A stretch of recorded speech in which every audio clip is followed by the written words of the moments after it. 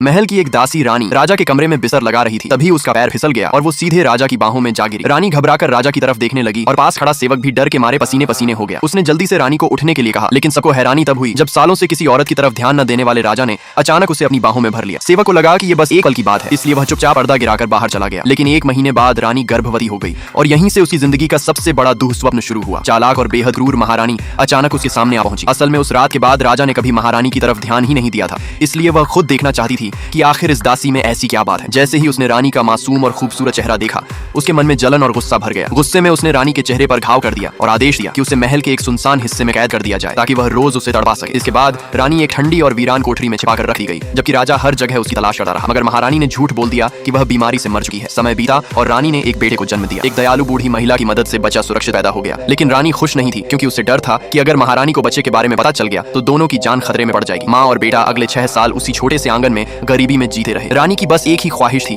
कि उसका बेटा अमन सुरक्षित और खुश रहे, इसलिए वह उसे बार बार समझाती थी कि कभी भी बाहर नहीं जाना। लेकिन बचपन से अकेला रहने वाला अमन वहाँ काम करने वाले मोहन का दोस्त बन गया। एक दिन मोहन को उस पर तरस आ गया और उसने अमन को छोटे सेवक जैसे कपड़े पहनाकर बाहर की दुनिया दिखाने का फैसला किया। उसने कहा कि अगर कोई पूछे तो खुद को नया सेवक बताना। अमन ने हाँ कह दिया, लेकिन किस्मत को कुछ और ही मंजूर था। घूमते घूमते वह सीधे राजमाता के महल में पहुंच गया। उसी समय राजमाता के गले में मिठाई का टुकड़ा फंस गया था और वह सांस नहीं ले पा रही थी। तभी अमन दौड़ कर आया और अपनी छोटी छोटी मुट्ठियों से उनकी पीठ थपथपाने लगा। संयोग से उसकी इस हरकत से राजमाता की जान बच गई। अमन ने मासूमियत से पूछा, दादी आप ठीक है ना? ये सुनते ही राजमाता की आंखों में आंसू आ गए। जब उन्होंने गौर से अमन को देखा तो उन्हें लगा कि उसकी शक्ल और हाव भाव बिल्कुल राजा के बचपन जैसे हैं। उन्होंने उसके बारे में पूछना शुरू किया। अमन ने वही जवाब दिया जो उसे सिखाया गया था कि वह नया सेवक है। राजमाता ने मजाक में कहा कि उन्हें तो लगा था राजा ने चुपके से उन्हें एक पोता दे दिया है। भले ही वह सच नहीं जान पाई, लेकिन उन्होंने अमन को अपने पोते जैसा प्यार देना शुरू कर दिया। तभी उसे ढूंढती हुई रानी वहां पहुंच गई। जैसे ही उसने अमन को राजमाता के साथ देखा, उसके होश उड़ गए। उसे डर था कि कहीं बेटे की असली पहचान सबके सामने न आ जाए। वह मन ही मन कोई बहाना सोच ही रही थी कि तभी अमन लाइक सब्सक्राइब कर देना, भगवान आपको बहुत खुशी देगा।